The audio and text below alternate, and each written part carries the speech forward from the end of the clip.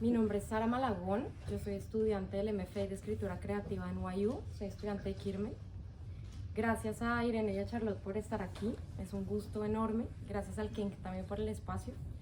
Voy a empezar presentando brevemente a quienes nos acompañan en esta charla de hoy y luego haré un comentario muy breve sobre El infinito en un junco, del valor que encontré en ese libro como una de las miles de lectoras que ha tenido esa obra y seguirá teniendo. Irene Vallejo nació en Zaragoza, España, en 1979.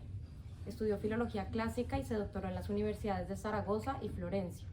En las bibliotecas de Florencia, precisamente, escribió su ensayo El infinito en un junco, publicado en 2019 por Ediciones Siruela, que obtuvo un extraordinario reconocimiento de la crítica y los lectores, hasta convertirse en un verdadero y, como ya sabemos, inesperado fenómeno editorial, que además ha sido merecedor de varios premios dentro y fuera de España. Este libro ha sido reimpreso 45 veces en español, está siendo traducido a 35 lenguas y pronto estará publicado en más de 50 países. Además, Vallejo imparte charlas y visita escuelas, universidades, bibliotecas y hospitales, dando a conocer el legado del mundo antiguo y su pasión por él. También colabora en medios como El País, Heraldo de Aragón o Cadena SER en España y Milenio y Laberinto en México. Es autora de otras 2 obras de ficción, La luz sepultada 2011 y El silbido del arquero 2015, y de libros ilustrados. Hoy tenemos el gusto de tenerla acá en ocasión del lanzamiento de la traducción del infinito en un junco al inglés, publicado en esta lengua por Penguin Random House y traducido por Charlotte Whittle, quien también nos acompaña hoy y con quien tuvimos...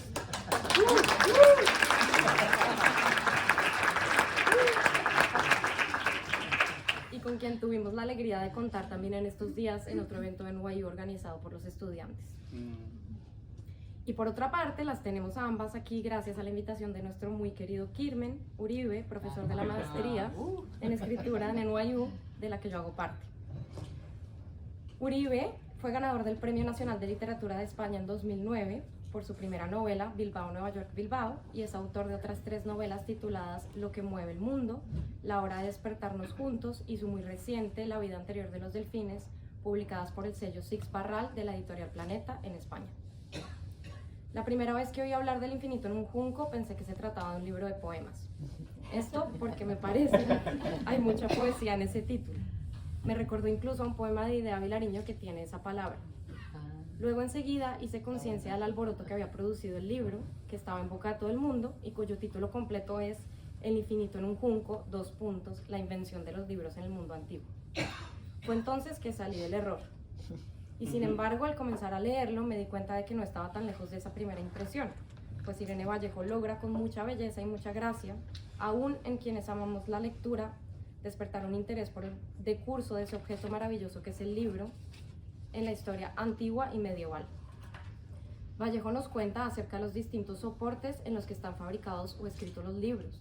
El junco, como no, que es el mismo papiro, las tablillas de cera, el pergamino obtenido de las pieles de corderos, cabras y terneros, y también nos ambienta ese devenir por las distintas ciudades de la antigüedad, los desvelos de los faraones por construir la biblioteca de Alejandría para cumplir con el propósito de Alejandro Magno de difundir la cultura helénica, la vocación de los escritores de entonces que sabían que nunca alcanzarían la riqueza con su oficio.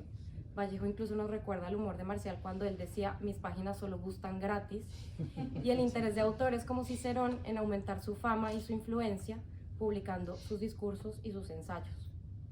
Muchos de nosotros, si no todos, sabemos cómo Irene Vallejo escribió este libro, que surgió de las puntuales anotaciones que hacía en el hospital donde cuidaba a su pequeño hijo para organizarlas luego, robándole tiempo a sus horas de descanso. Y entonces pienso en el manido símil de las piezas del rompecabezas, que es el infinito en un junco, por las que deambulan Homero, Catón, Ovidio y su arte de amar, que según Vallejo es un manual en verso para aprender a ligar. Sí.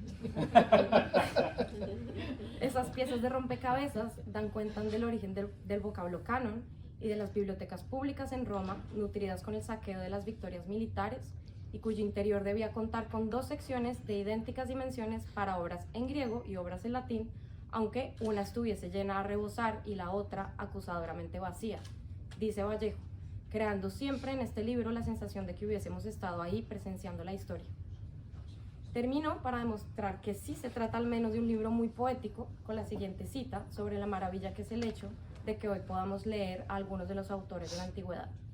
Dice Vallejo: los sabios de Alejandría eran muy conscientes de la fragilidad de las palabras. En principio, el olvido es el destino más previsible de cualquier relato, de cualquier metáfora, de cualquier idea. Los años robados al silencio y a la desaparición constituyen, en cambio, la excepción. Una excepción que antes de la imprenta solo podía sostenerse gracias al gigantesco esfuerzo de copiar los textos a mano, letra por letra, para multiplicarlos y mantenerlos en circulación. El canon de los bibliotecarios fue, sobre todo, un programa de salvamiento, una concentración de las energías disponibles en unas pocas obras elegidas, ya que era imposible mantenerlas todas vivas, un pasaporte al futuro para ciertos relatos, ciertos versos y pensamientos, los que más les importaban. Irene, Charlotte, Kirmen, muchas gracias y los dejo para que conversen.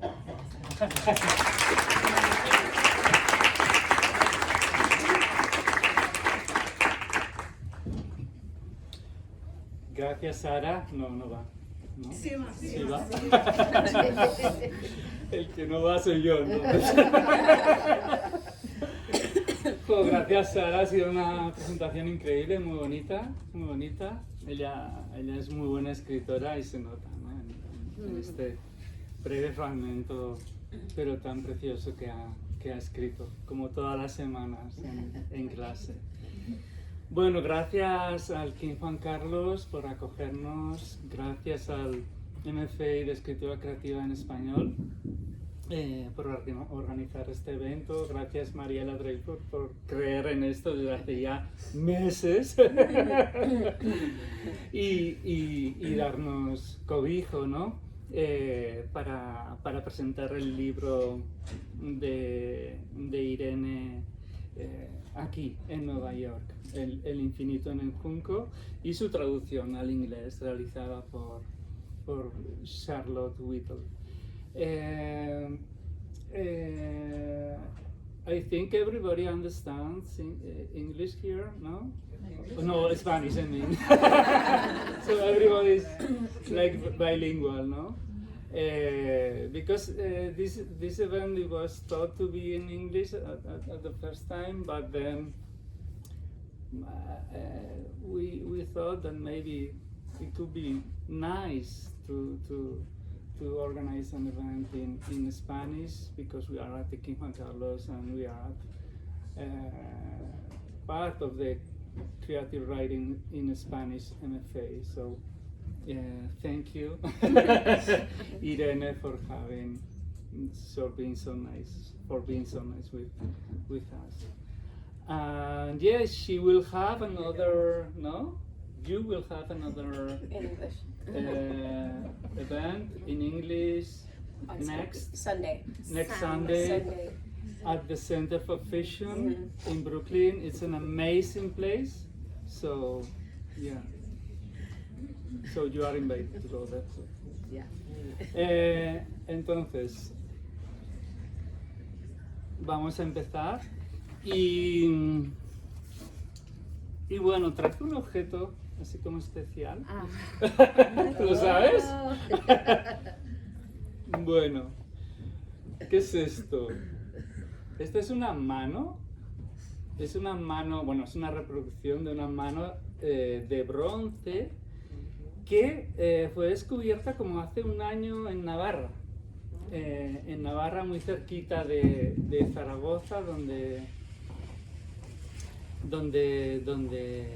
vive Irene, y es una mano de bronce de hace 2500 años que recoge un texto escrito en la lengua proto-vasca, ¿no?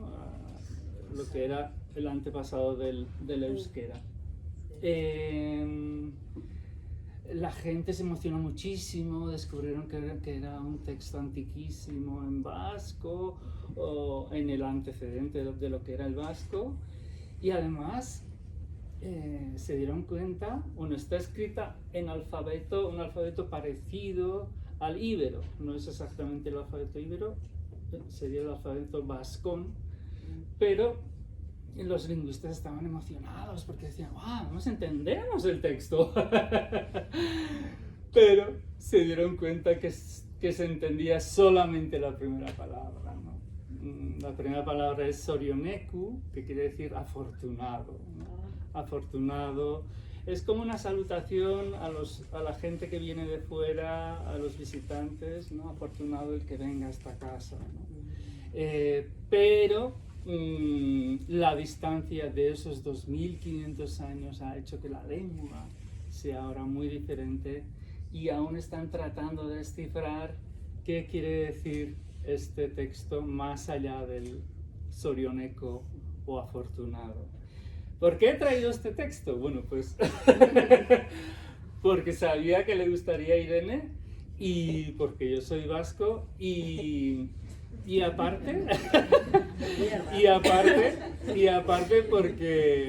porque bueno, ella en su libro menciona que antes de la invención del papiro los textos se escribían o bien en metal o bien en piedra o bien en tablillas, ¿no? de arcilla.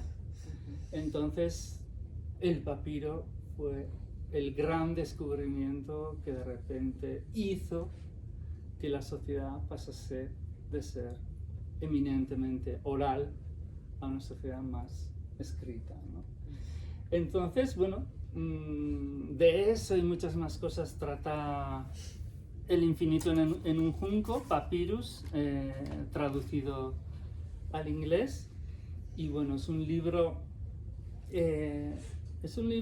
que lees y de repente dices, wow, pues sí estoy de acuerdo en esto, ¿no? Es como, es como dices, ¡joder, qué guay!, ¿no? Es como hablar con una amiga y te hace sentir como muy cercano. Te hace, pues dices, pues yo es que pienso lo mismo, pienso parecido, pero es curioso, ¿no? Porque te hace sentir especial, pero ese mismo sentimiento lo tienen miles de personas. Entonces yo digo, oye, pero esto es, pues, que estoy de acuerdo en todo. Pero luego dices, ¿cuántas miles de personas han tenido esa misma sensación? Es muy bonito, es muy bonito. Pero bueno, cuéntanos, Irene, a ver, que he hablado demasiado. Y cuentas en el libro que a mí siempre me gusta preguntar a los escritores, escritoras,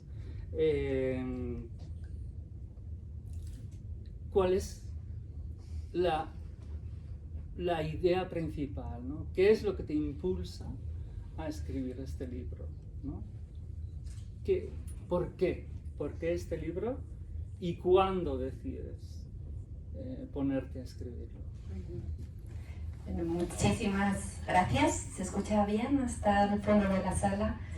Gracias por la hospitalidad a King Juan Carlos Center, NYU, por supuesto a todos los que han hecho posible este encuentro, esta tarde anhelada, junto a dos personas a las que, bueno, admiraba en la distancia y por fin he tenido la ocasión de conocer. Gracias, Sara, por la presentación. Espero que a lo largo de esta charla se demuestre que tenías razón cuando pensabas que de alguna manera es un libro de poesía. Darte la razón en esa intuición. Y bueno, estoy muy feliz de estar aquí. Me he sentido un poquito estafadora con eso de hacer creer a todo el mundo que es especial y hacerlo con miles de personas. Pero bueno, de eso se trata también la literatura, ¿no? De entablar una relación con cada una de las personas en un tú a tú, casi mágico, ¿no? Que se siente al leer el libro. Aunque no haya un trato directo, aunque no haya una presencia. Y me ha gustado esa idea porque en este libro yo intentaba reproducir, es una paradoja, pero precisamente por eso me atraía tanto, la música de la oralidad a través de la escritura, ¿no? En principio parece que son dos épocas y dos formas distintas de comunicar, pero ¿por qué no puede un libro intentar hablarnos de una forma que casi sintiéramos que hay alguien contándonos un cuento cercano y casi se siente la voz y la mano tendida, ¿no? La mano. Es hermosa la metáfora porque de 2500 años atrás nos pueden llegar palabras cariñosas, ¿no? Afortunados, buena suerte, un buen deseo, una mano tendida, ¿no? Un apretón metálico de hace miles de años. Y eso es gracias a la escritura, evidentemente, si no estos deseos se hubieran perdido para siempre. Pero gracias a la escritura, pues puede suceder algo tan maravilloso como que emerja de la tierra un mensaje milenario para que, bueno, deseándonos suerte y dándonos la bienvenida a este mundo en el que nosotros somos tan jóvenes y esa mano es bastante veterana. Entonces, para retomar la pregunta, sí. ¿Por qué este libro y por qué empecé a escribirlo? Son misteriosos los principios de los libros, a veces tienes que escribirlos para descubrir cuáles son realmente las razones más profundas por las que escribes los libros, y a veces tienes revelaciones incluso hablando con otras personas, no sé si te sucede, Kirume. Sí. Yo creo que la razón profunda era en buena medida un homenaje a mi madre. Yeah. Un homenaje a mi madre, que es un personaje muy importante del libro. Sí. Porque ella me hizo escritora cuando me leía cuentos antes de dormir. Y eso fue un regalo maravilloso que me ha cambiado la vida totalmente, ¿no? Entonces yo quería volver a la magia de esas historias y incluso prolongarme al origen de los tiempos y saber cómo hemos construido nuestras historias, cómo nos hemos aliado para que perdurasen en el tiempo, que no era nada fácil. Porque, bueno, como en el fragmento que ha leído antes Sara, pues realmente todas las historias tienen más posibilidades de naufragar en el olvido que de ser recordadas. ¿De dónde viene ese deseo nuestro, esa sed de que nos cuenten historias y la necesidad de inventarlas, de imaginarlas, de escucharlas y además de conservarlas vivas a lo largo de los siglos, ¿no? Y todo lo que hemos tenido que hacer para que algunas de esas historias atraviesen los milenios. Si pensamos en el mundo de la oralidad, las palabras eran solo aire. ¿Cómo se hace para conservar aire? No lo puedes meter en una botellita y luego retirar el tapón y esperar que salgan las palabras y los cuentos. Entonces hemos tenido que hacer cosas increíblemente difíciles como crear esa partitura del lenguaje, que es la escritura. Una vez que tenemos la escritura, crear vasijas o cofres de palabras, que son los libros, que han tenido muy distintas formas, desde mano, tablilla, rollo, libro, y ahora los libros de luz, que son los libros electrónicos. Sí. Y sobre todo esa tarea colectiva, ¿no? Porque lo han hecho muchas personas, aliándose a lo largo del tiempo, y lo han hecho todas esas personas, en su mayoría desconocidas y anónimas, por amor a las ideas, a los relatos, a los imaginarios, a la memoria, a las mitologías, al pensamiento. Y me interesaba rastrear, ¿no? Intentar hacer de nuevo una paradoja, esa historia de las personas que habitualmente quedan fuera de la historia de la literatura, que son no quienes escriben los libros, no quienes inventan las historias, sino quienes las salvan, quienes las preservan, las cuentan, las acarician, las transforman, las escriben, las editan, las prestan en las bibliotecas, ¿no? Las recuerdan, las memorizan, las llevan dentro como bibliotecas íntimas, ¿no? Todas esas personas lectores, profesores, enamorados de las palabras, aventureros, monjes y monjas en monasterios medievales, esclavos copistas, mujeres bibliotecarias, ¿no? Toda esa tribu de la palabra, tribu del junco, que lo ha salvado, ¿no? Y bueno, aquí en el final del libro recojo unos versos de la poeta uruguaya Ida Vitale, que me impresionaron mucho desde el principio y que creo que en el fondo son quizá el corazón palpitante de este libro, ¿no? Ella dice: como no estás a salvo de nada, intenta ser tú mismo la salvación de algo. Y esta es la historia, la de los salvadores de palabras, de relatos, de historias, de poemas, de memorias familiares, de sagas, de genealogías. Sí. Esos son mis protagonistas y esa es la razón de este libro. Ver cómo podemos homenajear o rescatar o conocer a esas personas asombrosas a las que debemos nuestra capacidad para hacer perdurar las historias. Sí, y de hecho hay muchas... El libro... Se me escucha, ¿no? ¿No? El libro tiene partes ensayísticas, partes más líricas y partes de fábulas, ¿no? Se nota que te gusta mucho la fabulación, se nota que, no sé, son esta especie de exemplas medievales, ¿no? Que de repente te contaban una historia para explicar una idea.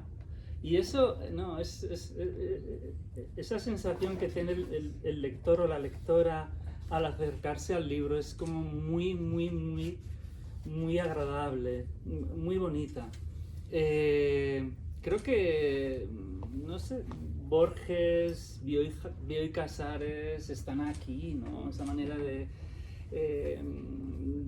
contar que tenían y también de recopilar y de transmitir, ¿no? La tradición fantástica, la tradición de los relatos breves, ¿no? La historia de Alejandro, ¿no? De cómo, ¿no? Esa historia que contaban de cómo Alejandro en realidad no murió, sino que, bueno, que de repente dijo que se murió, pero no murió, y vio su propio rostro acuñado en una moneda suya, ¿no? Entonces tiras mucho de esa manera de contar que ha habido siempre, ¿no? El de las 1001 noches, bueno, que ya viene ya desde las tradiciones de Oriente Próximo, ¿no? Y más allá. Me gusta porque uno cuando empieza el libro es como, no te esperas, ¿no? Te esperas la típica frase de, bueno, el papiro fue descubierto el año bla bla bla, y según dice bla bla bla en su artículo sobre, no, el libro empieza. ¿Por qué no leéis el inicio del libro o una parte del libro que os guste, ¿no? ¿Quieres que leamos el comienzo? Sí, el comienzo y luego saber si después se De acuerdo. Pues es cierto que a mí este principio está pensado un poco porque yo amo los libros inclasificables, son mi género favorito, los inclasificables. Y entonces, bueno, este libro se presenta como un ensayo en la cubierta. Sí. Y entonces, claro, cuando defines un libro, pues juegas con las expectativas de los lectores, ¿no? Y sabes lo que los lectores se van a esperar.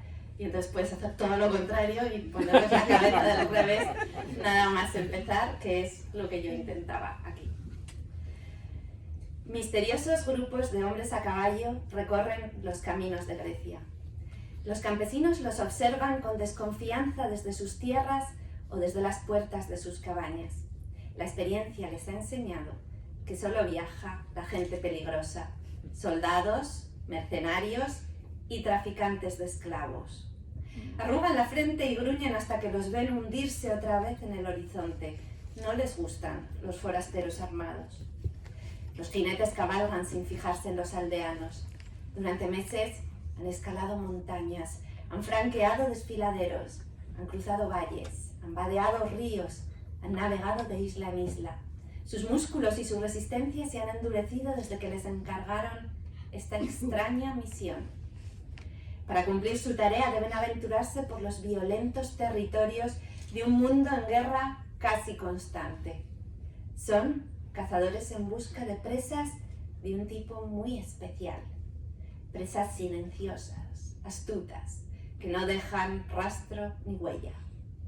Si estos inquietantes emisarios se sentasen en la taberna de algún puerto a beber vino, comer pulpo asado, hablar y emborracharse con desconocidos, nunca lo hacen por prudencia, podrían contar grandes historias de viaje. Se han adentrado en tierras azotadas por la peste, han atravesado comarcas asoladas por incendios, han contemplado la ceniza caliente de la destrucción y la brutalidad de rebeldes y mercenarios en pie de guerra. Como todavía no existen mapas de regiones extensas, se han perdido y han caminado sin rumbo durante días enteros, bajo la furia del sol o las tormentas. Han tenido que beber aguas repugnantes que les han causado diarreas monstruosas. Siempre que llueve, los carros y las mulas se atascan en los charcos. Entre gritos y juramentos han tirado de ellos hasta caer de rodillas y besar el barro. Cuando la noche los sorprende lejos de cobijo, solo su capa los protege de los escorpiones. Han conocido el tormento enloquecedor de los piojos y el miedo constante a los bandoleros que infestan los caminos. Muchas veces, cabalgando por inmensas soledades, se les hiela la sangre al imaginar un grupo de bandidos esperándolos, conteniendo el aliento, escondidos en algún recodo del camino para caer sobre ellos, asesinarlos a sangre fría, robarles la bolsa y abandonar sus cadáveres calientes entre los arbustos. Es lógico que tengan miedo.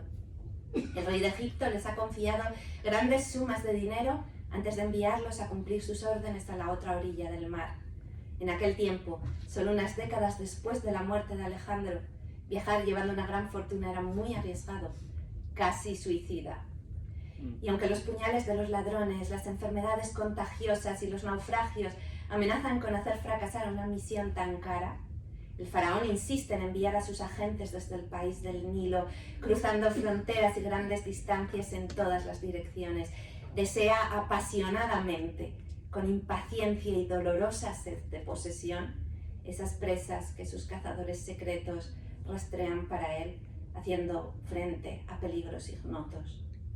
Los campesinos que se sientan a fisgonear a la puerta de sus cabañas, los mercenarios y los bandidos, habrían abierto unos ojos asombrados y una boca incrédula si hubieran sabido qué perseguían los jinetes extranjeros. Libros, buscaban libros. Era el secreto mejor guardado de la corte egipcia. El señor de las dos tierras, uno de los hombres más poderosos del momento, daría la vida, la de otros, claro, siempre es así con los reyes, por conseguir todos los libros del mundo para su gran biblioteca de Alejandría. Perseguía el sueño de una biblioteca absoluta y perfecta, la colección donde reuniría todas las obras de todos los autores desde el principio de los tiempos.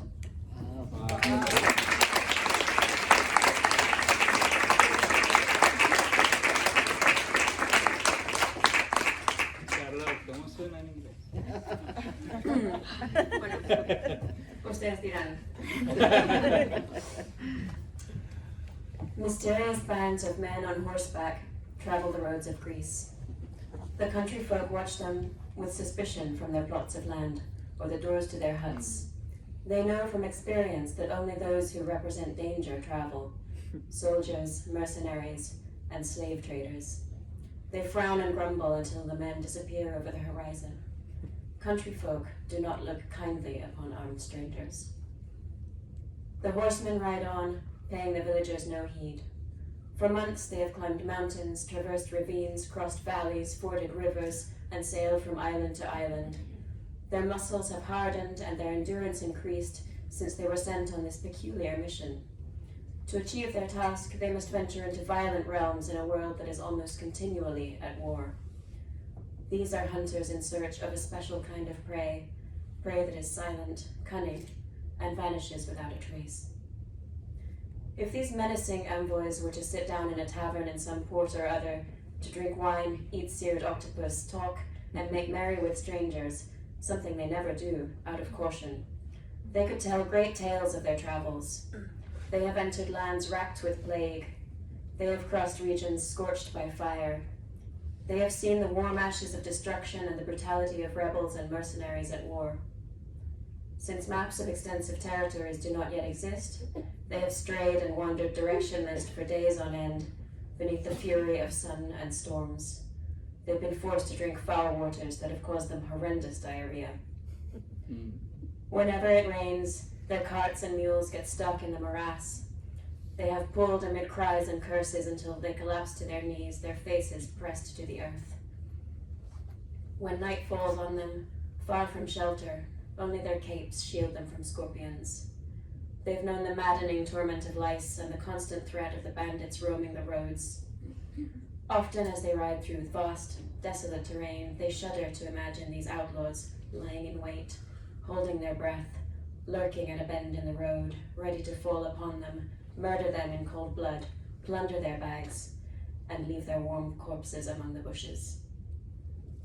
It makes sense for them to be wary. The king of Egypt has entrusted great sums of money to them before sending them to carry out his orders across the sea.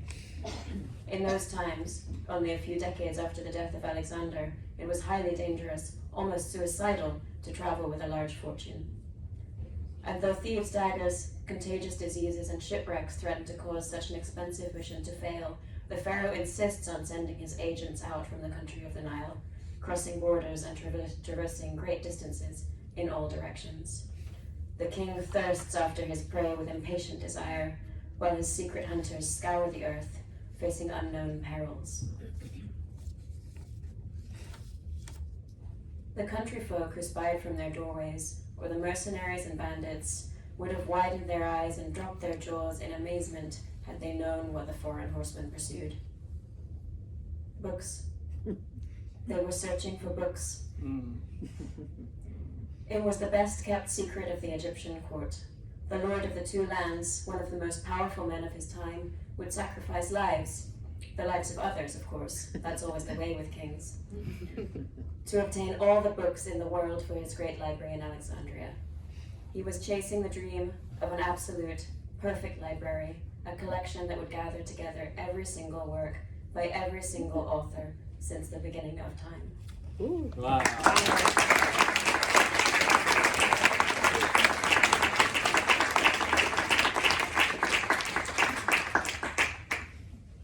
Beautiful.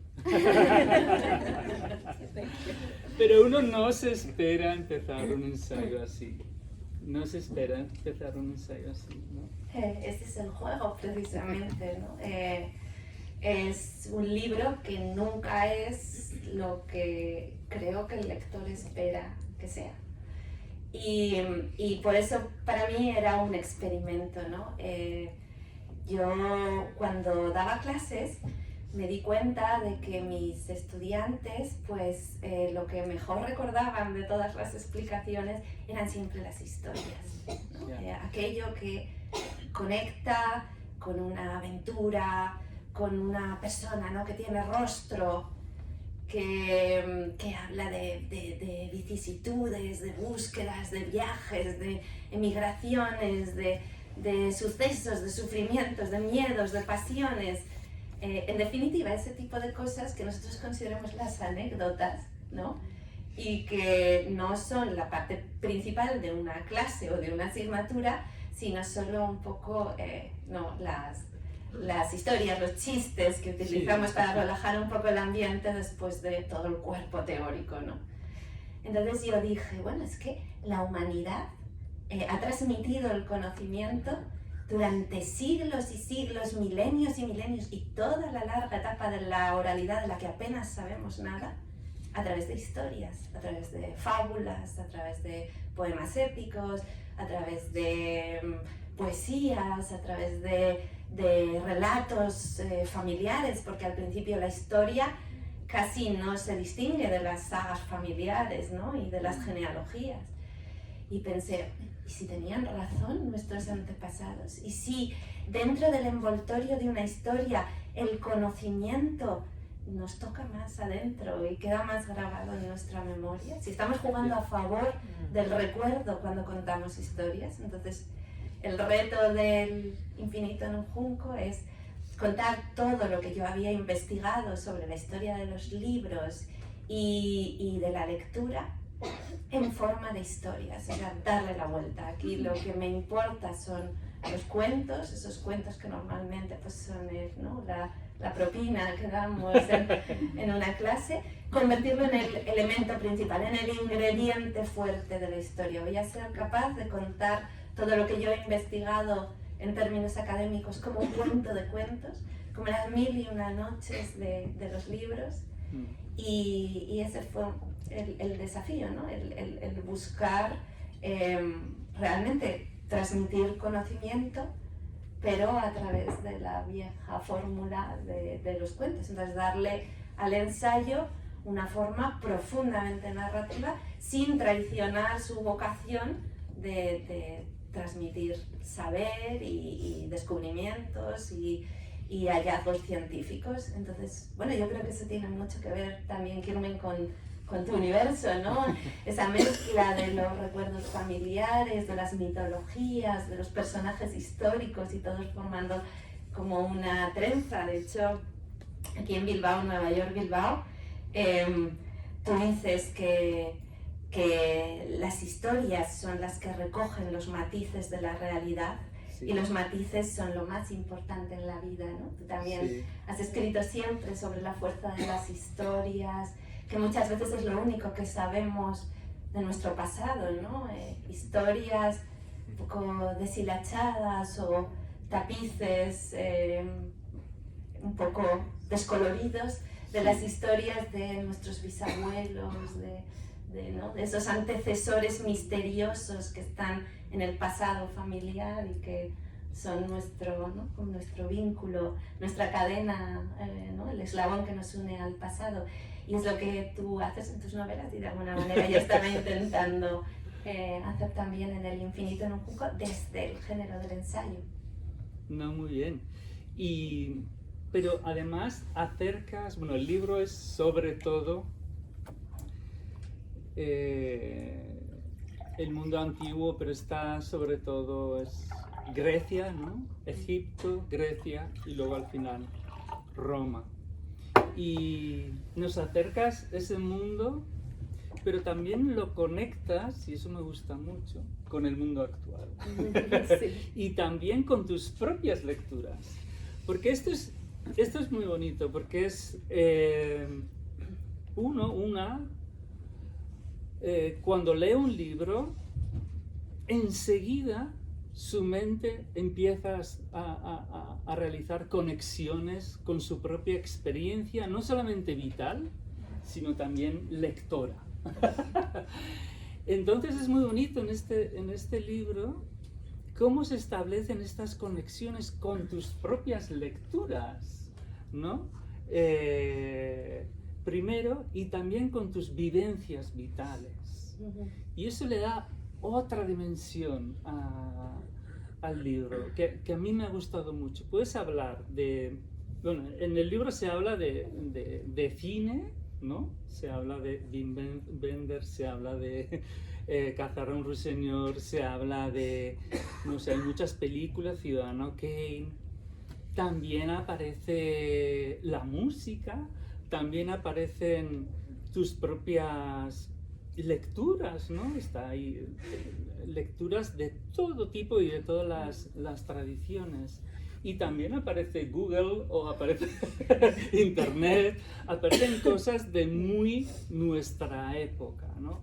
Y ese gesto de acercar la antigüedad al lector de ahora me parece muy loable, ¿no? Es como decir, mira, que sí, que han pasado muchos años, pero que lo que hacían estos no es tan diferente, o lo que sentía esta gente no es tan diferente a lo que sentimos ahora. El poema de Safo es precioso, ¿no? Y lo puede escribir cualquier mujer, ¿no? De hoy en día. Entonces, no sé, me gusta esa libertad al final creativa que tienes de establecer nexos. Dices, bueno, no solamente voy a hablar de una época ya pasada, sino que voy a hablar también de nuestra época y la importancia que tiene esa tradición en nuestra época. En realidad, yo siempre lo pensé como un libro sobre el mundo contemporáneo. Lo que pasa es que disfrazado, para desconcertar un poco, de libros sobre la antigüedad. Pero todo nace de mi curiosidad por las primeras veces. La primera vez que sucede algo, a veces se configura por razones muy azarosas, pero esa forma en la que sucede por primera vez algo ya deja una huella definitiva en todas las siguientes veces, por similitud, por contradicción, por tensiones diversas, pero la primera vez que suceden los fenómenos, de alguna manera ya deja su sello siempre. Entonces, creo que para entender muchos fenómenos del mundo contemporáneo hay que dar unos pasos hacia atrás y mirar con perspectiva, ¿no? Y esto es lo que yo estaba intentando hacer, jugando además con una estructura que no es cronológica. Eso es. Decidí clarísimamente romper con la cronología, estoy constantemente saltando y puedo estar hablando de Alejandro Magno y un momento después de Caetano Veloso, o de una serie o de una película. Pero la razón de hacer todo eso era, por un lado, bueno, los libros de historia suelen ser cronológicos y ordenados y racionales, pero esa organización es arbitraria. Hemos decidido contar la historia año por año, pero lo podríamos hacer de muchas más maneras. Y al romper con esa tradición intento, bueno, pues despertar un poco esa sorpresa y demostrar que es también artificiosa la organización a la que estamos acostumbradas del material histórico.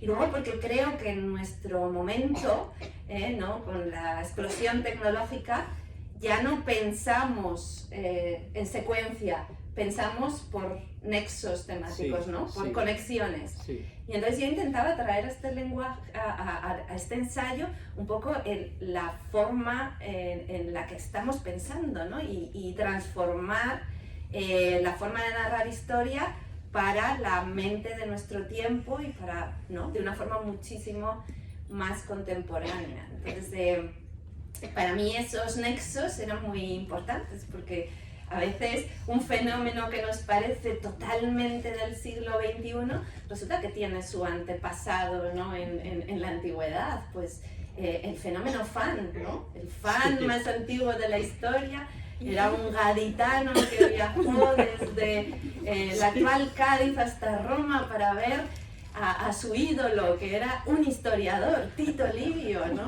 Y el hombre, bueno, ya hemos dicho lo duro que era viajar en aquella época, pues se fue desde Cádiz, que en aquel momento era como Hades, ¿no? el extremo del mundo, las columnas de Hércules, ¿no? Y se va hasta Roma, viajando allí con carros, posadas, quizá barcos, no sabemos muy bien, lo cuenta Plinio el Joven, y se va ahí a ver a su ídolo, que es un historiador romano, y dicen que lo vio y se quedó como tan emocionado, tan paralizado, que ni se atrevió a acercarse a él y decirle una palabra, ¿no? Qué contemporáneo esto de acercarte allí al artista, al cantante, al tiktoker, a lo que sea, y no te falta el aliento y no le dices nada y lo dejas pasar y te vuelves otra vez a casa. O la alfombra roja, ¿no? Fenómenos como la alfombra roja, que nos parece tan de nuestro tiempo, o la ansiedad por la fama, que tenemos a un personaje Eróstrato que quemó el Efestey, una de las maravillas del mundo, ¿no? por hacerse famoso, o sea, por ser famoso, porque su nombre fuera conocido, como no tenía ningún talento, pues dijo, yo me voy a hacer famoso por una barbaridad y voy a quemar una de las maravillas del mundo, ¿no? El templo de Artemisa, y lo voy a quemar y así se conocerá mi nombre, ¿no? O sea, quiero decir, cosas que nos parecen tan de hoy, que antiguas son, ¿no? Que antiguas son las novedades, que antigua es la actualidad, y ese juego, ¿no? Esa continua quiebra de lo esperado y de nuestras percepciones sobre lo que es el mundo contemporáneo, pues es el material un poco de este libro, ¿no? Esa reflexión de que cuántas cosas que creemos estar inventando y nos parece que las vivimos por primera vez, como el amor, como la maternidad, como en realidad son milenarias, ¿no? Y me gusta ese análisis y lo que revela el mundo antiguo sobre nosotros mismos y vernos a través de esa luz. Y sí, luego además traducir los textos de los antiguos, y creo que eso es algo que además de lo que puede comentar Charlotte, las traducciones de los textos antiguos son mías. O sea, yo he leído a Safo, a Sulpicia, y los fragmentos que recojo los traduje yo misma, traduzco a Marcial, y luego además para devolverles la vida, ¿no? Porque los hemos leído muchas veces en traducciones como muy académicas, muy frías, muy formales, o estos son los clásicos en su pedestal, ¿no? Y hay ciertas cosas que no pueden decir y entonces esto lo metemos debajo de la alfombra y tachamos y no decimos las barbaridades que decía Catulo, que decía Marcial, y le cambiamos un poco el aspecto y la biografía a Safo, porque era un poco problemática con sus preferencias amorosas y sus poemas de amor a las jovencitas, ¿no? De su comunidad. Y estamos leyéndolos así, con un filtro y con una distancia, ¿no? Decimonónica, victoriana, o sea, estamos leyéndolos con el filtro de la corrección de nuestros antepasados, y digo, no, yo los voy a traducir intentando devolverles su frescura, porque fueron contemporáneos en su momento cuando escribían y tenían esa misma necesidad de contar el mundo y esa pasión y esa transgresión y esa rebeldía, y yo intento devolverles ese lenguaje, y bueno, Charlotte puede contar también el desafío que eso ha sido en la traducción, ¿no? Claro, porque típicamente nuestro deber como traductores, si nos encontramos ante un texto lleno de citas, fuentes primarias, es buscar las traducciones que ya se han hecho de esas citas a la lengua a la que estamos traduciendo, ¿no? Entonces, típicamente mi trabajo sería irme a la biblioteca, sacar todas las citas de Marcial y de Safo y de Platón, y en sus versiones estándares, ¿no? Hechas típicamente en inglés por señores del siglo XIX, ¿no? Y tienen muchas veces esas traducciones precisamente el problema que señala Irene, que es que las partes más transgresivas de los textos, que son consideradas indecentes y son omitidas o son tachadas. A veces te encuentras en el texto con una línea de XXXXX. Aquí hubo algo interesante, pero no es para, no sé, con eso no podemos contaminar los ojos de las señoras victorianas o no sé qué. Bueno, entonces, y esas traducciones sobreviven, ¿no? Es un paisaje muy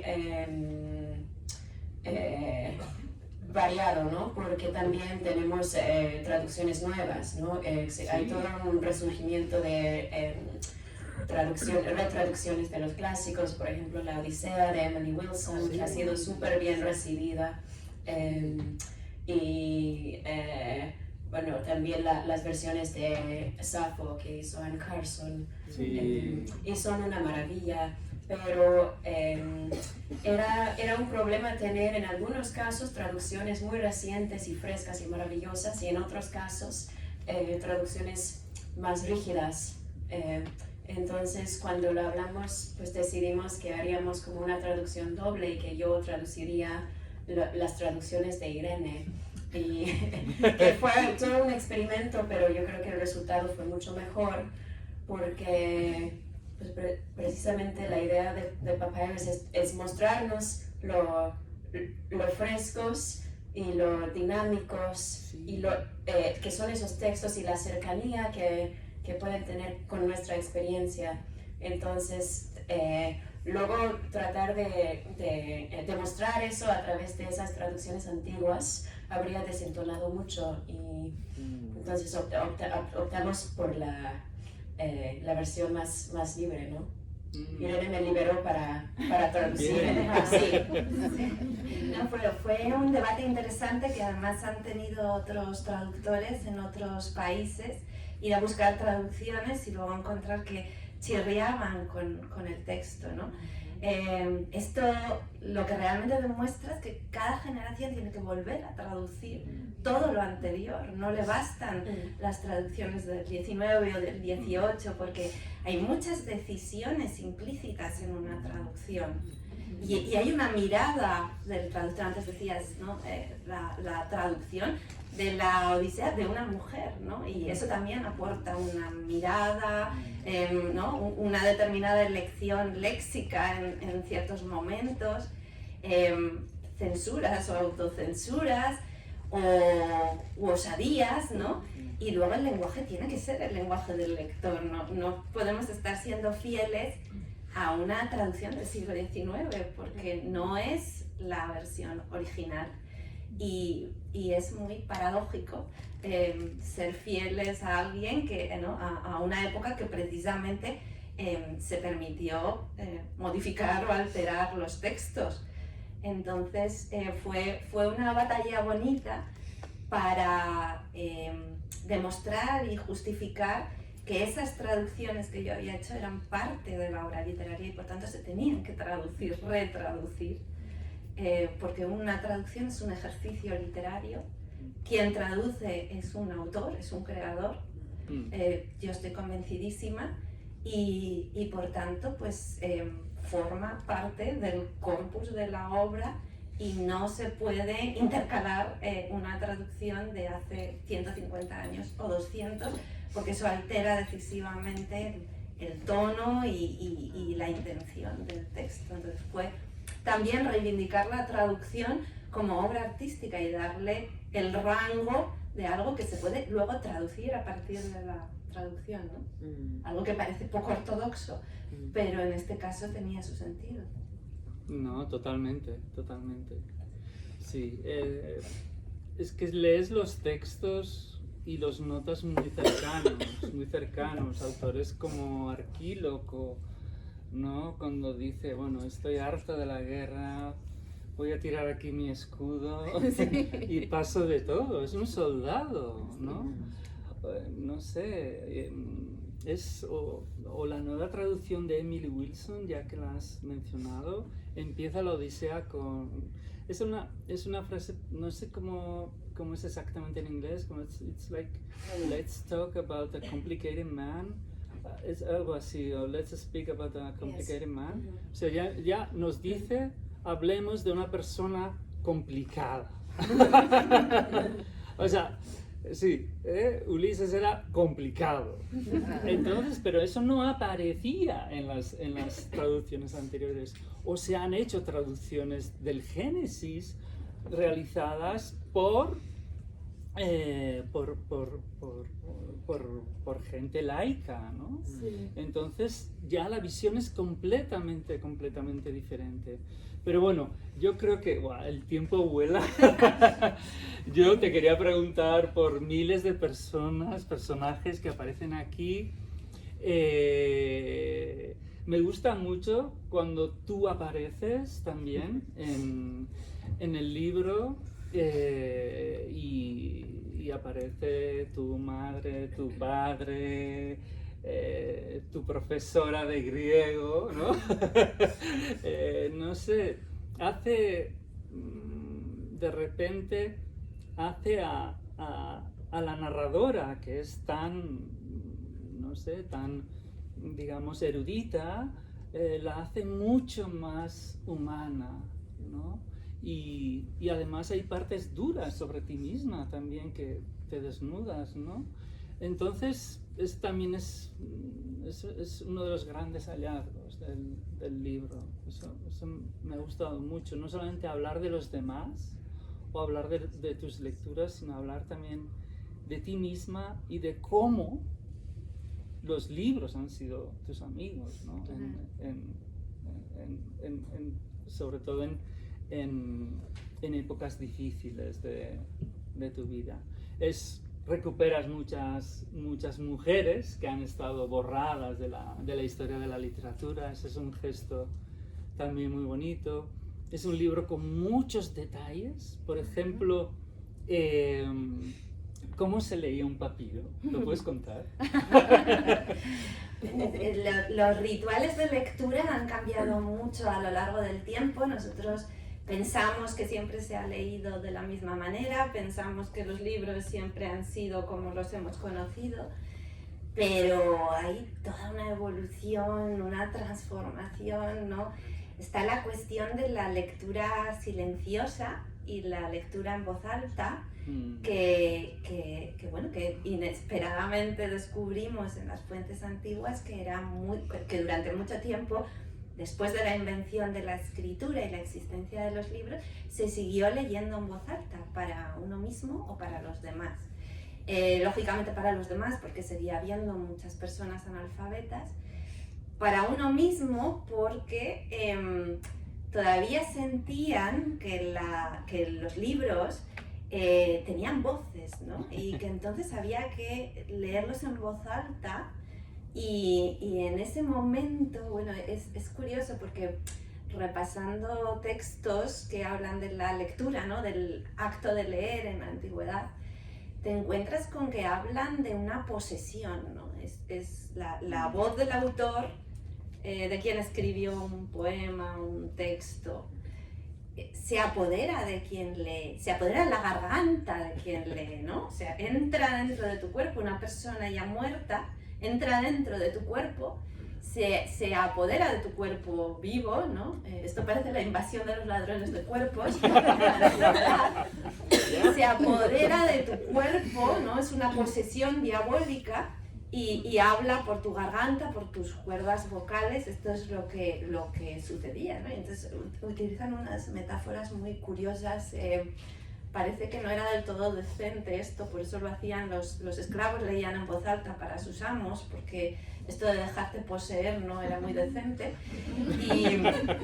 Y muchas veces utilizan hasta los antiguos unas metáforas muy curiosas, ¿no? Hasta de sexuales, ¿no? De que el autor te está poseyendo. Entonces, esa era un poco la idea, que tú prestas tu garganta, tu voz a alguien que habla y entonces haces esa ceremonia por la que a través de tu voz cobra nuevo vida el texto.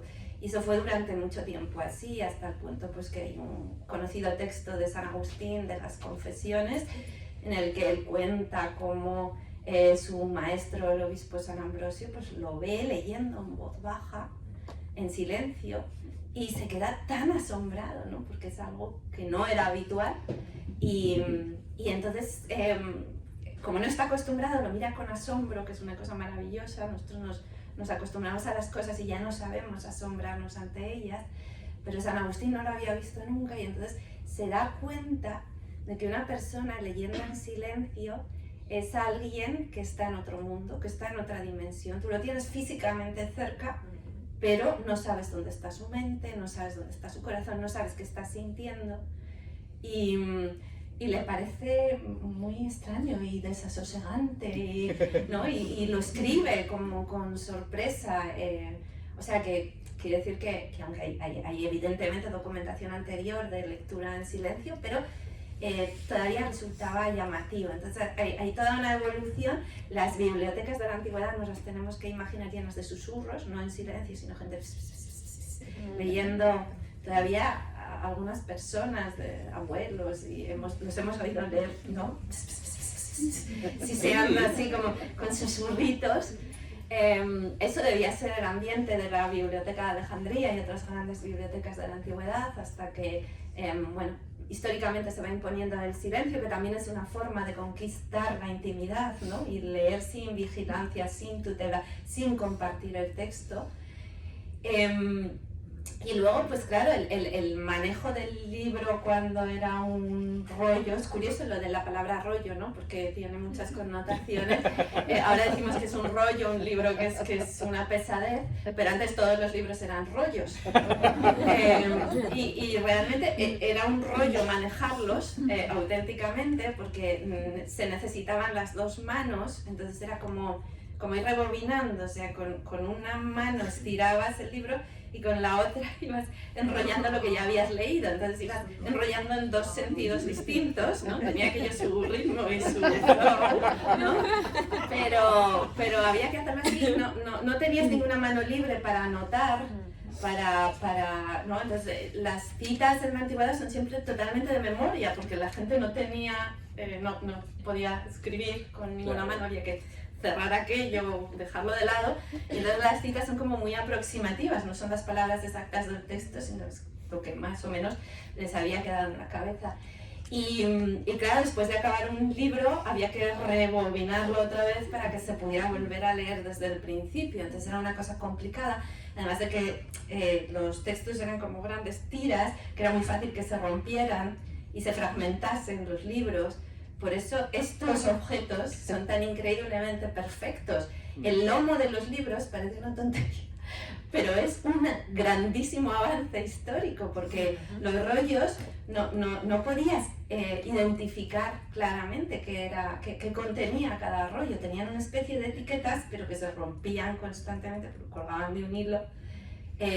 Haber llegado a hacer los libros cosidos en forma de cuaderno, con el lomo que te permite apilarlos e identificar inmediatamente, es una gran invención, ¿no? Por supuesto no sabemos quién inventó el lomo de los libros, pero chapó, porque nos hizo a todos la vida muchísimo más fácil. Entonces, me gustan todos esos pequeños detalles de rituales, ¿no? De cómo se ha leído y qué ha significado. Son aparentemente pequeños detalles, pero tienen mucho que ver con la libertad, con la intimidad, con las formas de leer, de citar, de relacionarse con los textos, con las pérdidas, con la forma de romperse o deteriorarse los libros, con lo que ha llegado y lo que no ha llegado hasta nosotros. Entonces, estos detalles que parecen, bueno, pues mera erudición, pues han jugado a favor o en contra de los libros y han hecho a lo mejor que un poema maravilloso se haya perdido y que otro haya sobrevivido, ¿no? Entonces a mí siempre esa parte corporal, digamos, yo creo que los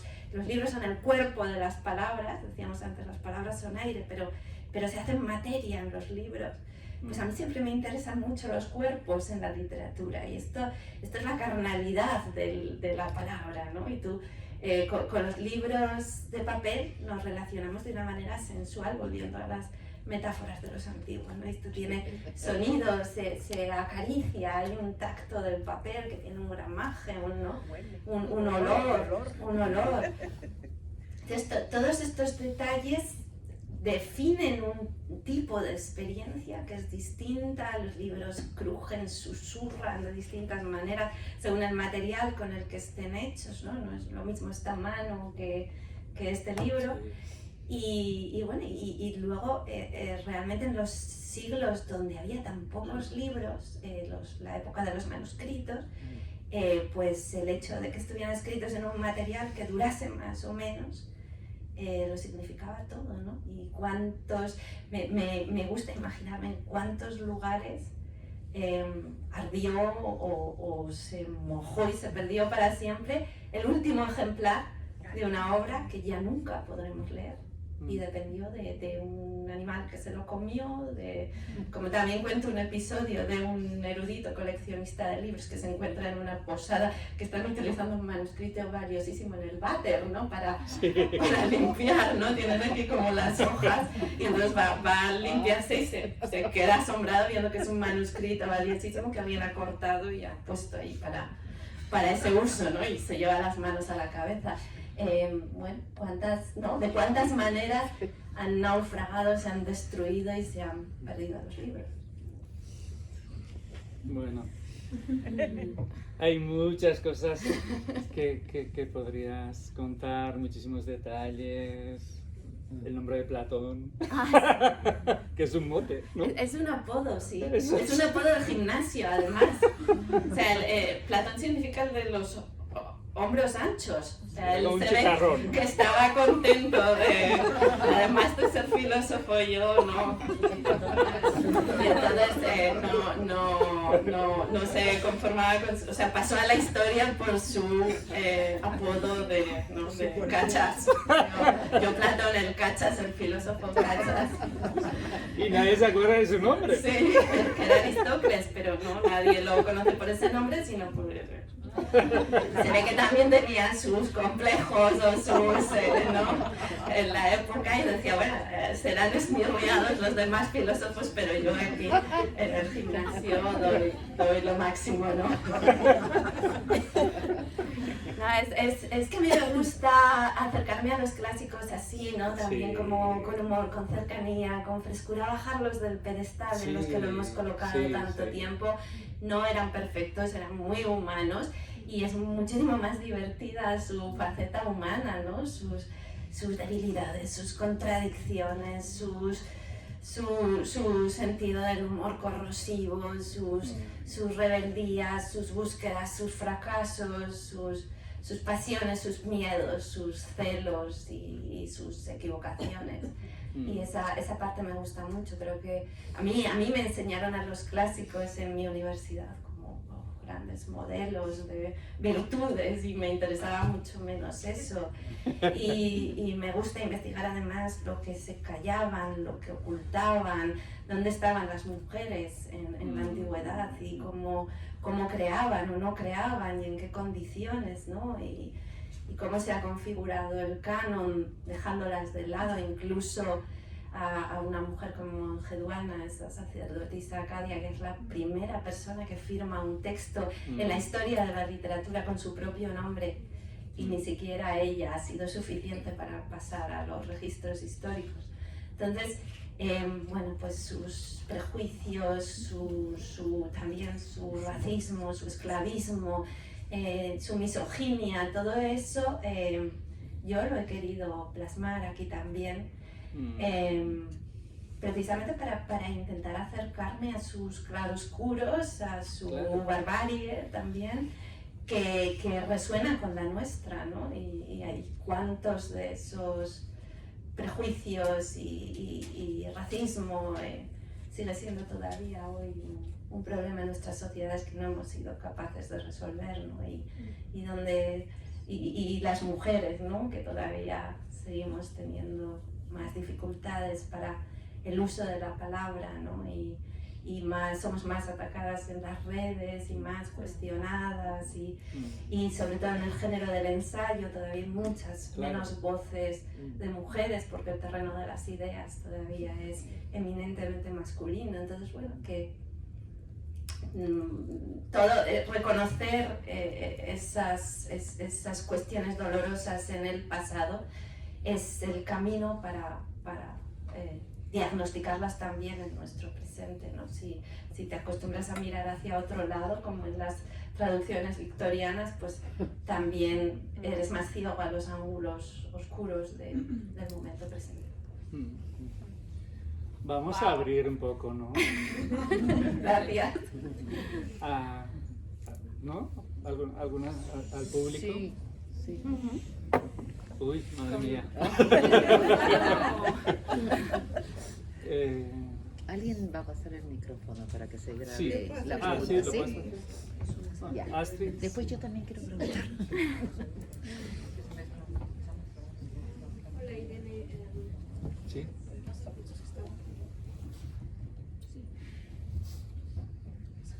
sistemas. No, Jordana, no se mezclan bien. Coge el de Campus Media. Perdona, es que hay dos sistemas de... Ah, ok. Hola, muchas gracias por la conversación, Irene, también a Charlotte, obviamente a Kirmen. Yo quería preguntarte un poco sobre, para mí el infinito en un junco es un ensayo sobre la imaginación, con todo lo que implica la palabra imaginación, en ese sentido que tú decías como de pensar cosas que no sean o que se esperan constantemente del ensayo o propiamente como de esos lugares quizá autorreferenciales, pero entonces salirte constantemente de ellos. Y más bien yo me preguntaba precisamente por ese lugar de esa niña en Aragón con su madre y cómo ha evolucionado precisamente esa imagen como de los libros, que por supuesto siento que está en el infinito en un junco, pero también a partir de lo que ha sucedido con el libro, ¿no? Y a partir de Irene viajando a tantos lugares y en tantos espacios donde, como decían ya también hace un momento, congregas a toda esta secta de personas enamoradas de los libros. Entonces, Sí, la realidad es que yo escribí El infinito en un junco pensando que era o sea, que yo estaba escribiendo sobre mi pasión y que no le iba a interesar a nadie, ¿no? Sí, porque era una época en la que nos repetían que se acababan los libros de papel, que el mundo literario era ya algo como obsoleto de otra época, que llegaban invencibles las pantallas y... como si en realidad, o sea, yo creo que es una falsa oposición, porque en realidad las pantallas, se quiere decir, no podemos confundir el formato con el contenido y al final estamos leyendo también en una pantalla y a mí me gustan mucho las redes sociales y en las redes sociales te invita a leer y mucha gente recomienda libros y además se fotografían libros en papel, que son mucho más fotogénicos, ¿no? Entonces, pero bueno, era un momento en el que nos decían, bueno, esto se termina, los ratones de biblioteca ya estáis condenados a la extinción, os vamos a fumigar cualquier día. Y yo estaba bastante convencida de que era así, o sea, que lo mío era una excentricidad y que yo estaba escribiendo sobre mi excentricidad y que no iba a tener apenas lectores, que era lo mismo que me decían editores a los que yo les contaba mi proyecto y decían, sí, muy bonito, pero 300 lectores, 300 ejemplares vendidos y ya está. Pero no me importaba porque yo estaba en ese momento escribiendo el libro en esa dura situación personal de la enfermedad de mi hijo y para mí escribir ese libro era una terapia personal, era una forma de resistirme a que la enfermedad de mi hijo y el hospital invadiera toda mi vida, de conservar pues, esa habitación propia, ¿no? Para seguir escribiendo, para ser yo misma. Y era una cuestión de principio y yo escribí este libro sin pensar ni en el mercado ni en las posibilidades. Nadie se pone a escribir un ensayo si está esperando tener un éxito. Entonces, realmente yo me lo creía y era lo que esperaba. Ni siquiera sabía si terminaría el libro, si se publicaría. Y claro, luego ha sucedido todo lo que ha pasado con El infinito en un junco, lo que demuestra que mi excentricidad es una excentricidad bastante extendida, que somos muchos en todos los países, muchas personas, que hay grupos que yo voy encontrando, pues igual en Francia, en Italia, en Portugal, en Dinamarca, en Alemania, en Canadá, en Estados Unidos, en México, en Colombia, en Argentina, ¿no? En Uruguay. Por todas partes voy encontrando estas personas extravagantes como yo, que todavía seguimos pensando que las historias y la imaginación y la creatividad y los relatos son importantes, que nos gustan los libros de papel, aunque yo creo que la mayoría de nosotros no tenemos por qué elegir bando, podemos leer libros electrónicos y leer libros de papel. Y beneficiarnos de todas las posibilidades y todas las ventajas. Y eso ha sido estimulante, ¿no? Que hay más humanistas y más gente apasionada de la historia y de la filosofía, de lo que nos estaban diciendo.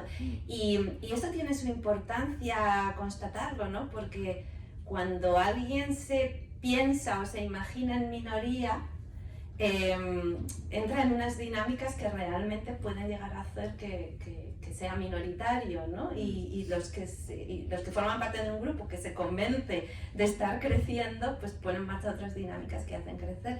De manera que esa insistencia interesada en convencernos de que se acaba la literatura, se acaban las historias, se acaban los libros, creo que tiene que ver con intereses, ¿no? En que eso suceda realmente y en la profecía autocumplida. Entonces ha sido una sorpresa maravillosa encontrar lectores en todas partes, compartir sus historias, ¿no?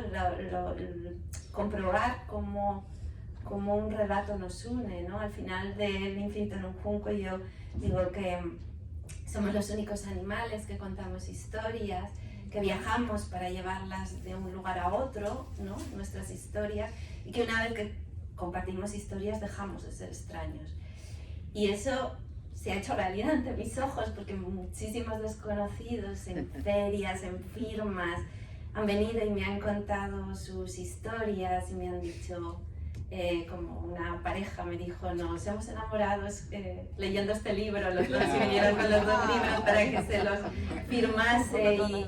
Y no sé, otra persona que me dijo, pues mi marido compró este libro pero murió por COVID y entonces yo lo estoy acabando por él, o cuando lo leo yo siento que lo leo para él y que estamos en contacto, ¿no? Esas historias enormes de lo que los libros despiertan en nosotros, que tiene que ver con nuestras vidas, con nuestras emociones, con nuestras pasiones. Ya no, los libros no son objetos inertes y muertos, ponemos mucho en ellos, ponemos nuestras emociones, ponemos nuestras vidas. Un libro es una biblioteca, la biblioteca que tenemos en nuestras casas, más pequeña o más grande, es una autobiografía, nos explica quiénes somos. Y bueno, eso tiene que ver también con el pasado y con las historias familiares, ¿no? Como siempre dice Kirchner, nadie lo lleva siempre su literatura al pasado. Mi familia durante la Guerra Civil Española pues tuvo que destruir su propia biblioteca. Mi bisabuelo tuvo que quemar sus libros porque al principio de la Guerra Civil sabía que si entraban a su casa y encontraban ciertos libros allí sabrían situarlo ideológicamente como un rebelde y posiblemente incluso como un comunista, y él mismo tuvo que destruir decidió destruir su biblioteca, ¿no? Y esa es la prueba de cómo los libros tienen mucho que ver. Y esto que me contaba esa mujer de leer el libro por su marido muerto por COVID, yo también lo hice con mi bisabuelo, porque mi bisabuelo estaba leyendo Los hermanos Karamazov cuando estalló la guerra. Lo quemó porque era un libro ruso y tener una novela rusa en casa podía significar que eras comunista, aunque por supuesto Dostoyevski no era anterior a la revolución, pero mi bisabuelo luego nunca pudo acabar ese libro que quemó porque ya no lo pudo comprar en España, estaba prohibido. Y entonces, bueno, luego murió sin terminar ese libro que él mismo había quemado. Y yo he leído el libro pensando que lo leía también para él, ¿no? Qué bonito. Entonces, bueno, todas esas historias son hermosas, forman parte de esta comunidad que creamos juntos. Yo creo que leer es un acto comunitario, aunque lo hagamos en soledad, porque nos pone en contacto con otras personas y otras mentes. Y me parece maravilloso pues poder encontrarme con la comunidad, con la tribu del junco en tantos países y experimentar, bueno, que al final no estaba tan sola como creía, ¿no? Y creo que ese es el gran mensaje. No estamos tan solos quienes todavía tenemos estas gentes estrafalarias de los libros. Sí. María. Bueno, Irene, muchas gracias por esta hermosa velada, y también a Charlotte y a Kirmen. Esta pregunta es para ti, Charlotte, y no es una publicidad para mi próximo curso de traducción, pero ¿cuál es la ventaja de trabajar en la traducción de un autor o autora que está vivo? Ya. ¿O desventaja? Qué O buena. desventaja. No, solo hay Qué ventaja. buena.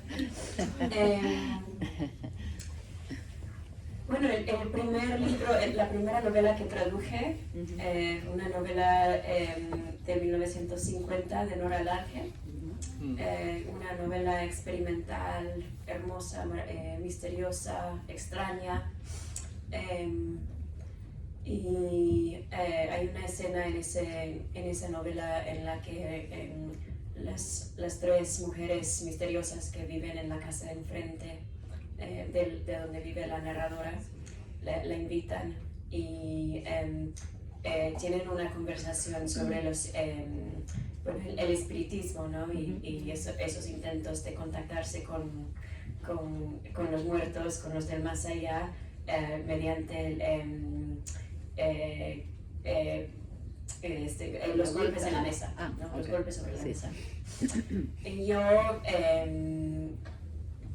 pues había elegido una novela tan complicada y difícil como mi primer proyecto de novela de traducción, o sea, a veces fantaseaba con la idea de contactarme con la autora en el más allá, ¿no? Para poder preguntarle, ¿no? Entonces yo creo que las ventajas de trabajar con un autor vivo son evidentes, ¿no? Que podemos conversar, podemos tener un diálogo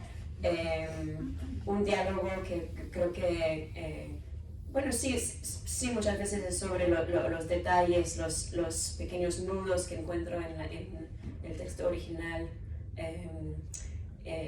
y es maravilloso poder preguntar eso, pero muchas veces es un diálogo que va más allá de las dudas, lo que tenemos, y que se convierte en algo, un intercambio muy hermoso. Entonces, sí, estoy muy a favor de trabajar con autores vivos. ¿Sí? Hay dos. Muchas gracias por la plática. Yo quería hacer una pregunta. Durante su conversación usted mencionó que las historias de la antigüedad eran aire y cosas no escritas. Sin embargo, me sorprendió que usted no mencionara las pinturas rupestres de la antigüedad, ya que esas pinturas, aún así que no son escritas, en sí conllevan mucho significado, que si nos ponemos a pensar hubiera una guerra nuclear, esos serían súper aplicables a la supervivencia de la humanidad, en cuanto hay que salir a cazar, proteger la tribu. Entonces quería preguntarle, porque usted refería al libro como una historia, como algo, y no necesariamente solo los libros se han perdido, también ha habido películas como El incendio de los 50s, 60s en Hollywood, pinturas que se han desaparecido. ¿Qué es un libro? Y para conectarlo al futuro, ¿qué importancia va a tener la inteligencia artificial en la literatura como escritora? Entonces, esas son mis dos preguntas. Gracias. Gracias preguntas, gracias. Voy a intentar ser breve. Difícil, habría que escribir otro infinito para contestar a esas preguntas. Sí, es cierto que hubiera sido procedente probablemente empezar por las pinturas rupestres. En definitiva, cuando yo hablo del proceso de invención de la escritura, menciono cómo inicialmente las letras eran dibujos figurativos de la realidad, ¿no? Y luego esos dibujos han pasado por un proceso de abstracción y ahora ya no sabemos o no recordamos que al principio eran puertas o bueyes, el alfa o aleph era una cabeza de un buey, ¿no? Con sus dos cuernos en posición hacia arriba, porque las letras también cambian de posición y giran y rotan y dan volteretas en el tiempo, y eran ojos y eran símbolos de agua. Entonces, claro, es que empezamos dibujando las palabras. Los primeros signarios de los que tenemos noticia pues utilizan signos pictográficos, o sea, tú dibujas el concepto que quieres representar y ese es seguramente el estadio de las cuevas, ¿no? Tú dibujas un bisonte, por supuesto con todo su simbolismo detrás, o una imagen, un rostro, una figura humana, una figura animal. A mí la parte que más me fascina de todo ese proceso es cuando se dieron cuenta de, bueno, es imposible dibujar toda la realidad, todos los conceptos de nuestra mente que son infinitos, y dan el salto a dibujar los sonidos. No vamos a dibujar la realidad, no vamos a dibujar la muerte, el amor, la mujer, el hombre, vamos a dibujar los sonidos. Y ese es un salto conceptual enorme. Ahora nos parece sencillo, pero y claro, entonces dibujamos los sonidos limitados, el repertorio limitado de sonidos de nuestro idioma, y así es como llegamos al alfabeto, que ya no es un sistema tan exigente como los antiguos sistemas, y además es mucho más claro, ¿no? Sabemos exactamente, conociendo la lengua, cuál es el mensaje. Los pictogramas son todavía bastante ambiguos, ¿no? Como sucede en las pinturas rupestres, que no sabemos exactamente qué nos estaban contando. Intuimos, imaginamos, conjeturamos, pero no es un mensaje concreto como el de la mano, ¿no? Entonces, bueno, todo ese proceso me interesaba mucho, pero sobre todo el salto a dibujar los sonidos, en definitiva hacer la partitura, que es lo mismo con la música. Se ha perdido cine, también se ha perdido mucha música. La música también es algo que durante mucho tiempo se conservó en la memoria, hasta que se da el salto de dibujar los sonidos, que es un proceso en paralelo con la escritura, ¿no? Que también es dibujar sonidos.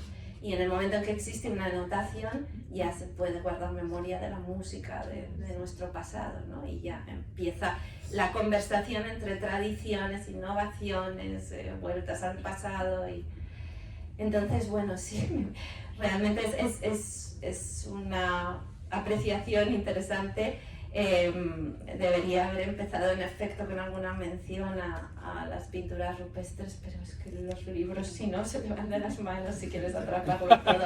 Sobre el cine sí que hay un momento en el que hablo del paso del cine mudo al sonoro y cómo el paso a un formato distinto hizo que muchos de las películas mudas se perdieran, y como incluso se fabricaba con el celuloide, o sea, les consideraron tan inservibles, tan poco valiosas, que se fabricaron peines o tacones de zapatos con los fotogramas en la celulosa de las antiguas películas. Y esas joyas maravillosas que hemos perdido fueron un peine o un tacón de zapato, ¿no? Cosas terribles que hemos hecho con nuestro patrimonio. Y efectivamente todo es una historia de pérdida, o si le damos la vuelta, porque yo soy más optimista, una historia de una lucha contra el olvido y contra la destrucción, en la que yo creo que hemos conseguido bastantes victorias, ¿no?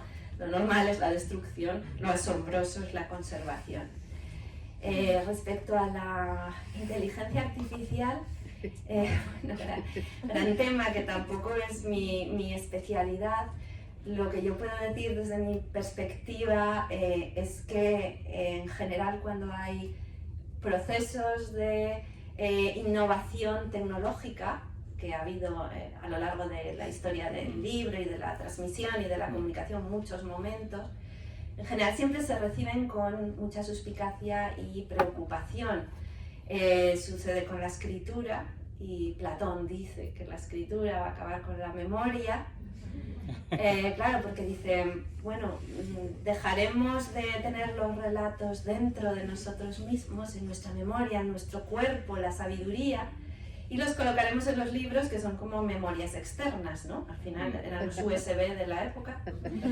Y dice, bueno, entonces sabremos dónde ir a buscar el conocimiento, pero ya no lo tendremos dentro de nosotros, que es prácticamente lo que decimos ahora con Internet, Google, etcétera, que ya solo sabemos ir a buscar la información, pero no la recordamos. Bueno, pues eso ya lo decía Platón sobre la invención de la escritura.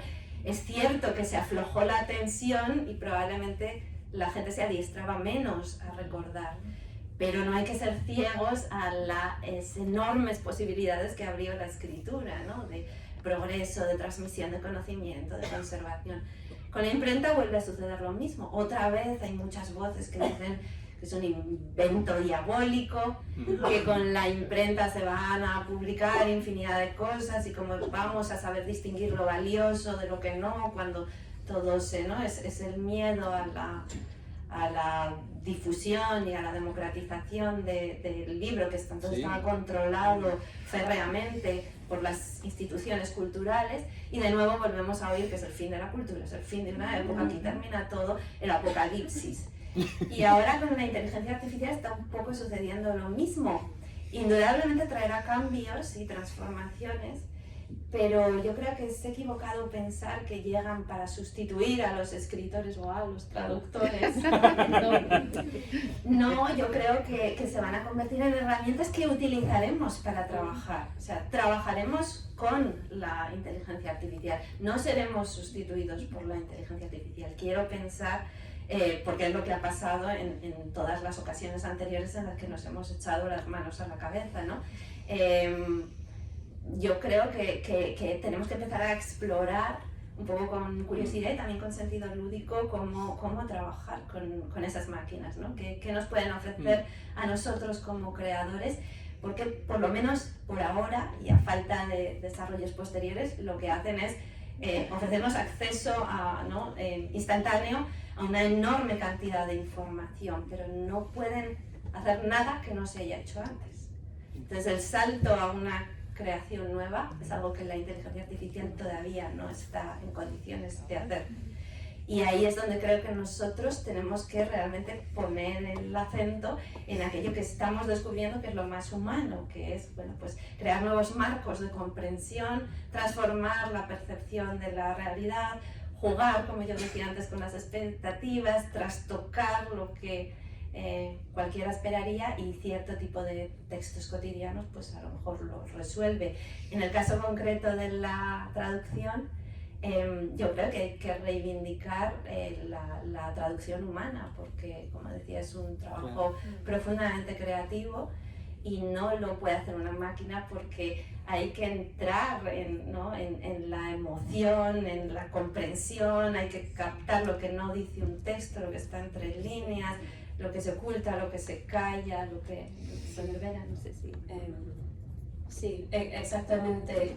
La traducción es una labor emocional y corporal, y los programas de inteligencia artificial solo, como tú dices, Irene, solo pueden reproducir lo que ya existe.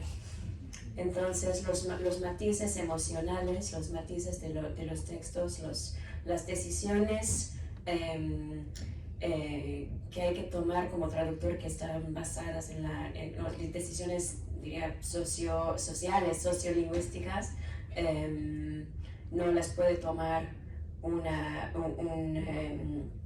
programa de traducción que solamente sabe sustituir, ¿no? Y traducir de manera totalmente literal. Entonces, podría tener cierto tipo de utilidad, ¿no? Porque puede producir un texto extremadamente literal que luego puedes ir trabajando, pero es como traducir desde el original o traducir desde una versión extremadamente literal del original. No sé, o sea, yo temo que ese método interfiera con la voz del traductor y con los ritmos que salen consciente o inconscientemente en el momento de traducir. Y creo que el problema sería que esa versión del programa de inteligencia artificial llegue a condicionar o quizás afectar el ritmo final, ¿no? El ritmo del producto final. Entonces hay que ir a la música, exactamente. Entonces hay que ir intentando con estas cosas, como tú dices, pero yo realmente no tengo miedo porque no son herramientas todavía muy sofisticadas. Bueno, la ultimísima y de manera breve, por favor. Bueno, muchas gracias, ha sido maravilloso. Te quería preguntar si te has planteado, te han propuesto, si no lo has hecho ya, brindarnos una traducción a esta generación nuestra de todos esos clásicos que han mencionado, empezando por Marcial, tu paisano, porque yo creo que la necesitamos, vamos. Entonces no sé si te lo propones, no sé si en tu carrera imagino que has traducido obviamente, pero no sé si te han propuesto, te lo has propuesto tú, publicar, Terencio, Propercio, en fin, todos esos autores, Catulo. Y tengo una segunda pregunta que es muy cortita, muy fácil de responder, creo yo, que es que si tú crees que los bibliotecarios de la antigüedad penalizaban a los que devolvían los rollos sin devolver. Eso no... Bueno, sí, no, gran pregunta. O sea, en el Infinito en un Junco recojo textos de maldiciones, que era lo que utilizaban los bibliotecarios de esa época, porque claro, no había ninguna garantía de que nadie te iba a devolver, no podías controlar, no podías apuntarte su dirección, no había fichas. Entonces, la manera de asegurarse de que la gente iba a recibir los libros, devolver los libros, era la maldición espantosa y terrible si no devolvías los libros. Esto llega hasta la época medieval y hay en muchas bibliotecas textos, pero ya aparecen en las tablillas sumerias y mesopotámicas, ya aparecen textos de maldiciones a quien no devuelva los textos. Y además son tremendas, te comen los gusanos por dentro, sí, o sea, realmente son unos textos espeluznantes. Entonces, realmente no conozco ninguna destinada a la persona que no hubiera rebobinado los rollos, pero bueno, es posible que se pueda extender la maldición a todos los malos usos del libro. Son muy conmovedores en los manuscritos medievales, a veces cuando los tienes entre las manos hay notas de los copistas en los márgenes o a veces al terminar, ¿no? Como colofón de un libro y van haciendo ellos sus comentarios, porque claro, copiar los libros era muy duro, era un ejercicio terrible, les dolía la espalda, les dolían los riñones, pasaban horas y horas copiando y a veces en los márgenes dicen cosas como ojalá ya se haga de noche porque solo trabajan en horas de luz, o hablan de sus pensamientos, de lo que les duele, de las contracturas, no con estas palabras, pero bueno. A veces alguno se queja de los materiales o de las carencias, otro sueña con tener una puta. Bueno, son cosas que ponían los monjes en los manuscritos y en alguno de ellos hay un texto donde dice uno, pues acaba de terminar el libro con alivio y ya ha acabado y dice, tú que vas a tener ese libro entre las manos, por favor cuídalo. Las manos de los lectores como que a veces destruyen los libros, ¿no? Y piensa en todas las horas que yo he dedicado a copiar con paciencia, con la espalda encorvada, ¿no? Me he dejado la vista, me he dejado la espalda, me he dejado el dolor. Por favor, cuida este libro, ten en cuenta todo lo que yo he dejado aquí. Entonces, bueno, sí hay ese componente emocional, ¿no? A través de la amenaza o a través del ruego, cuida los libros porque en ese momento eran muy valiosos y la cuestión de rebobinarlos o no también podía tener que ver con el desgaste, ¿no? de los libros, su destrucción muchas veces venía del propio uso. Entonces, bueno, de hecho en los papiros, en los rollos solo se escribía en la cara interior para que estuviera protegida y la cara exterior no se escribía, con lo cual se utilizaba mucho material pero solo se aprovechaba la cara interior.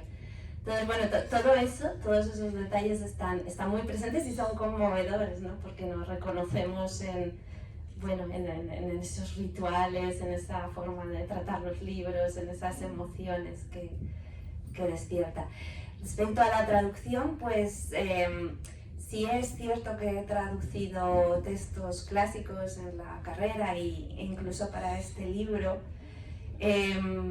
Pero bueno, las traducciones críticas al uso son traducciones que cuestan mucho esfuerzo, aparato de notas, investigación previa sobre los autores. Entonces, a mí lo que realmente me gusta es ese diálogo con esos textos que yo puedo traducir, pero a través de mi propia vertiente creativa. O sea, a mí me gusta incorporarlos a mis libros, hablar con ellos y bueno, y estar un poco como yendo y viniendo de ser traductora a ser escritora, porque creo que bueno, son dos formas de hacer lo mismo, ¿no?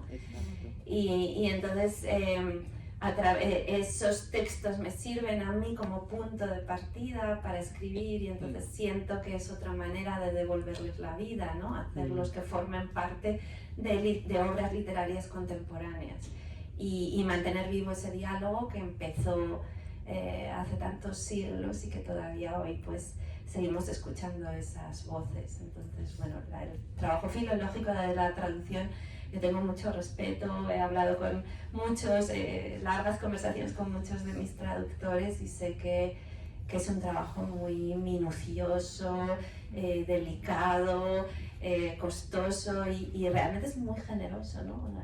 Creo que quien traduce es alguien que vuelca su talento en la obra de otra persona, y entonces es un escritor humilde y generoso, y es alguien, además, bueno, me gusta citar una frase de José Saramago, y con esto termino, que los escritores hacen las literaturas nacionales, los traductores hacen la literatura universal. No existiría la literatura universal sin traductores como concepto, como idea, como posibilidad. Y es algo que respeto profundamente. Bueno, quién sabe en el futuro.